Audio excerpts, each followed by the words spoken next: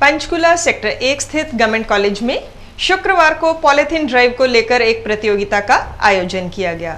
इस प्रतियोगिता में डिस्ट्रिक्ट लेवल के कॉलेज के छात्रों ने बढ़ चढ़कर भाग लिया। पंचकुला सेक्टर 1 स्थित गवर्नमेंट कॉलेज में एंटी पॉलीथीन ड्राइव को लेकर एक प्रतियोगिता का आयोजन किया गया। डिस्ट्रिक्ट लेवल कंपटीशन जिसमें पंचकुला, कालका, बरवाला के कॉलेजेस के स्टूडेंट्स ने भाग लिया। से नो टू पॉलीथीन बैग के चल रहे अभियान को जारी रखने के लिए यह प्रतियोगिता हुई। कॉलेज के छात्राओं ने बढ़ चढ़कर भाग लिया। पॉलीथीन बैग के फायदे और हानियां सब बताया। सरकार द्वारा रोक लगाए जाने मात्र से कुछ नहीं होगा। जिस दिन जनता इसके प्रति जागरूक हो जाएगी, इस पर रोक लगाना ज्यादा मुश्किल कार्य नहीं होगा। पॉलीथीन के द्वारा केवल मनुष्य ही नहीं बल्कि जानवरों और पर्यावरण को भी बहुत खतरा है। पॉलीथीन का आविष्कार अलेक्जेंडर पार्क्स ने किया था। आधुनिक जीवन में विज्ञान ने बहुत तरक्की कर ली है। जहाँ विज्ञान ने एक और हमारे जीवन को सरल बना दिया। दिन भर की टीम को बातचीत के दौरान कॉलेज के प्रिंसिपल आरसी गोयल ने बताया कि पॉलीबैग बहुत ही नुकसानदायक है। जितना जल्दी हो सके इस पंचकुला से इसे खत्म किया जाए। हम पंचकुला को पॉलीथीन फ्री डिस्ट्रिक्ट बनाना चाहते हैं, तो इसके लिए पहले हमने कॉलेज लेवल पे कंपटीशन करवाए थे कि पॉलीथीन के क्या फ़ायदे हैं और क्या नुकसान है। आज का जो कंपटीशन है ये इंटर कॉलेज है। पंचकुला के जितने भी कॉलेज हैं उनसे टीमें बनवाई गई है और इसके ऊपर paper reading contest, slogan writing contest और पेंटिंग कॉन्टेस्ट करवाए गए हैं।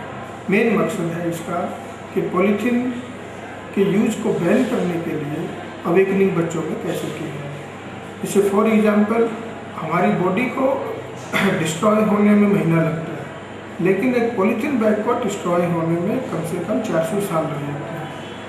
तो ये इनडिस्ट्रक्टिव है और इसका पर्यावरण पर बहुत ज़्यादा नेगेटिव प्रभाव पड़ता है। तो हम चाहते हैं कि इसके यूज़ कम से कम किया जाए, जहाँ बहुत ही ज़रूरत हो या कम्प्लीटली बैन किया जाए।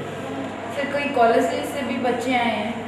हाँ, यहाँ पर जो हमारे कॉलेज के 4 कॉलेज, गवर्नमेंट कॉलेज कालका, government college Barwala, sector government college sector 14 और हमारे कॉलेज के 4 कॉलेजों के बच्चों ने इसमें भाग लिया है।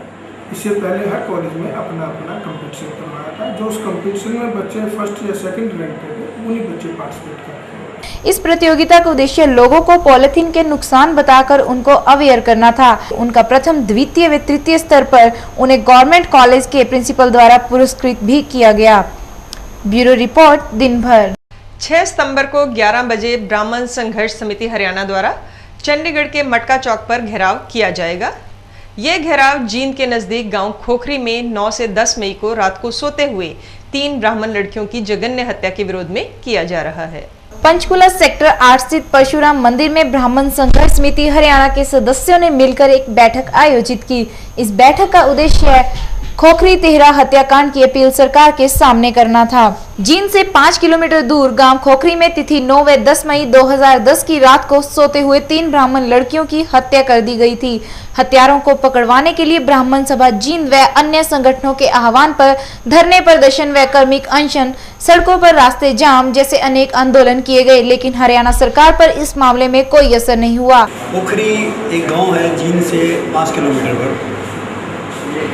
9 मई की रात को 3 लड़कियां जो अपनी छत पे सोई थी, ब्राह्मणों की कन्याएं थी वो, उनका किसी ने मर्डर कर दिया।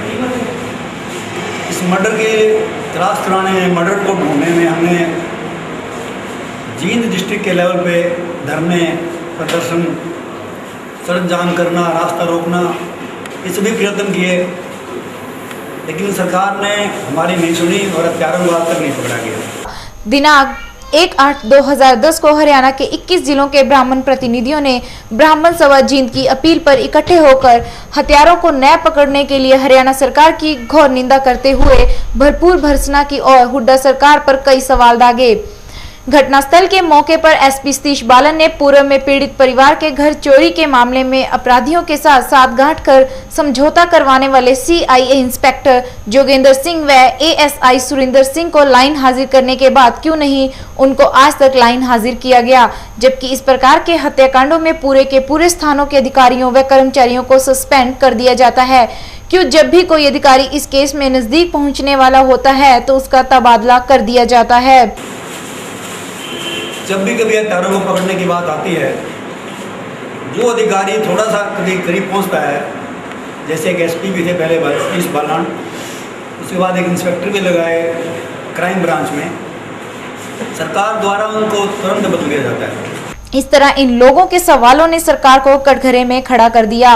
वहीं पर मौजूद प्रेस प्रवक्ता हरिनारायण अत्री ने दिन भर की टीम को बातचीत के दौरान बताया कि ब्राह्मण समाज का चौधरी भूपिंदर सिंह हुड्डा की कांग्रेस सरकार से पूर्णतः उनका विश्वास उठ चुका है और महामहिम राज्यपाल के माध्यम से सभी ने एक स्वर में मांग की कि अब इस हत्याकांड की जांच केंद्रीय एजेंसी सीबीआई से करवाई जाए।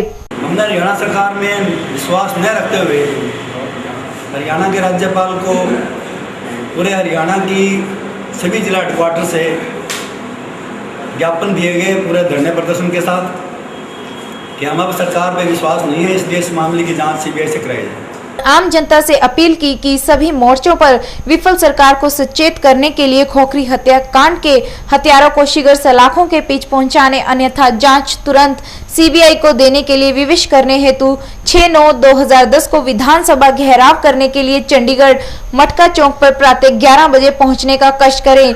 इस अन्यायी सरकार के विरुद्ध न्याय की लड़ाई है। न्याय की जाँच के लिए सरकार भी तैयार नहीं है और इसी के लिए अभी 6 तारीख को 6/9 को पूरे हरियाणा की ब्राह्मण सभाएं इस संघर्ष समिति के